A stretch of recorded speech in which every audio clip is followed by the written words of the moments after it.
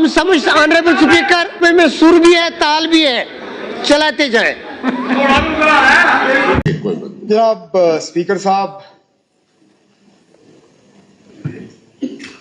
श्यामलाल जी सही कहते हैं, मुझे जानते हैं, सलाफिया साहब भी जानते हैं, और हर ऑनरेबल एमएलए के साथ अब पिछले 1-1.5 साल से उठना बैठना तो रहा ही है।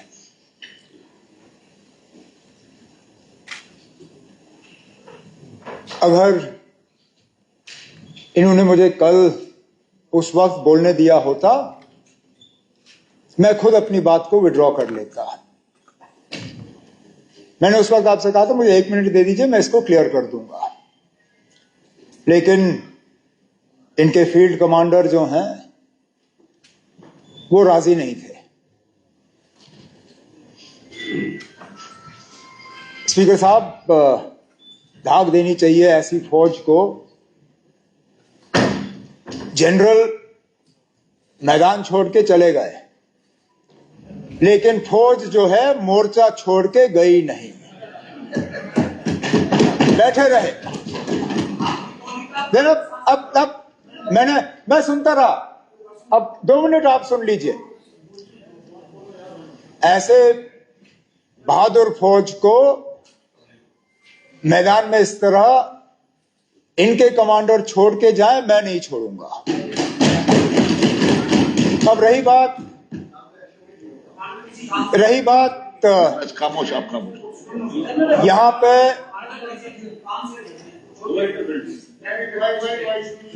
जज्बात में आके बातें हो जाती हैं। मैंने जो कहा उस पे इनको बुरा लगा, मुझे उस बात का अफसोस है। लेकिन मैंने जो कहा इनके बारे में कहा, इनके किसी घर वाले को मैंने इसमें नहीं लाया, इनके किसी परिवार के सदस्य को इसमें नहीं लाया। इनके फील्ड कमांडर जाते जाते मेरे मां बाप और मेरे दादा मरहूम को भी इसमें शामिल करके चले गए। लेकिन चलिए, मैं उस चीज को भी छोड़ देता हूं,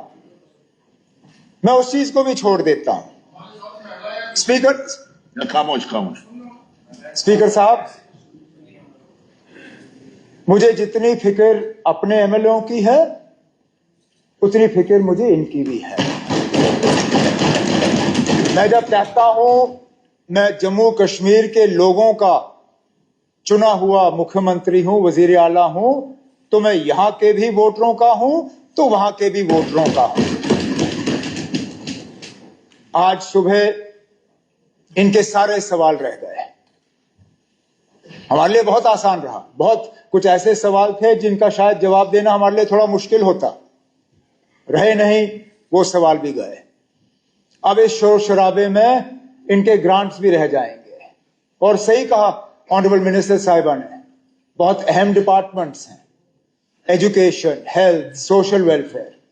मैं नहीं चाहता हूं कि इनके वोटर जो हैं वो इग्नोर हो जाए। और इसलिए स्पीकर साहब, मैं आप पे छोड़ता हूं, अगर मेरे तरफ से कल मेरी तकरीर में कोई भी अनपार्लियामेंट्री लफ्ज का इस्तेमाल हुआ, वो आप रिकॉर्ड से निकाल दीजिए, मुझे कोई एतराज नहीं होगा।